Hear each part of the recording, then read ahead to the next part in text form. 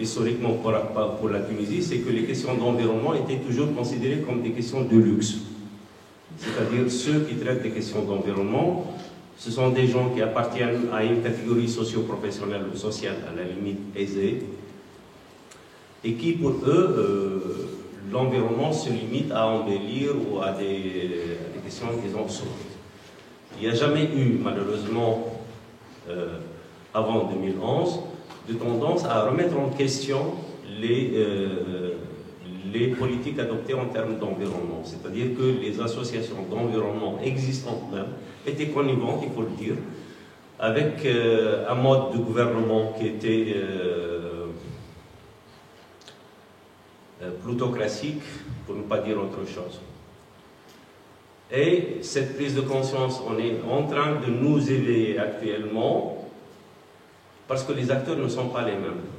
Les associations d'environnement qui étaient au fait très liées au pouvoir en place ont quasiment disparu de la scène, c'est-à-dire elles se sont mises en veille, puis elles sont actuellement en train de rebondir de ci et de là, et elles conçoivent leur rôle toujours comme étant des soutiens aux décisions qui se sont avérées malheureusement erronées par rapport à l'environnement. Nous sommes en train d'évaluer, mais incomplètement, de manière incomplète, le fonctionnement d'un certain nombre d'institutions, entre autres, le matin on a parlé beaucoup de l'ONAS, cet après-midi on parle de l'ONGED, on n'a pas évoqué le cas de la LPE et de nombreuses autres institutions. C'est dire que l'absence d'un contrôle citoyen des différentes institutions de l'État a fait que la situation s'est beaucoup empirée et concomitante avec un État, une situation où la société civile est complètement marginalisée et il n'y a pas de contrôle citoyen sur le fonctionnement des institutions. Donc il est temps, et il est largement temps,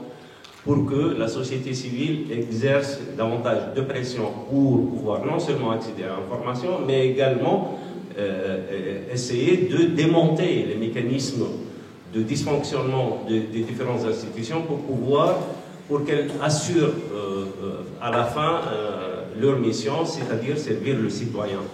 Il y a une primauté de la société par rapport à l'État et non l'inverse, c'est-à-dire on dirait que nous sommes, nous, en tant que citoyens, au service des différentes institutions qui nous gèrent, alors que c'est l'inverse qui est fait. Donc c'est une équation qu'il faut essayer d'inverser ou de renverser, mais ce n'est pas facile que les gens acceptent quand on dérange l'état des lieux. Et il y a malheureusement beaucoup de signes précurseurs et annonciateurs. Il y en a de journées un peu, je dirais pas de journées d'une autre période de lutte, mais qui doit revêtir d'autres modalités ou d'autres formes.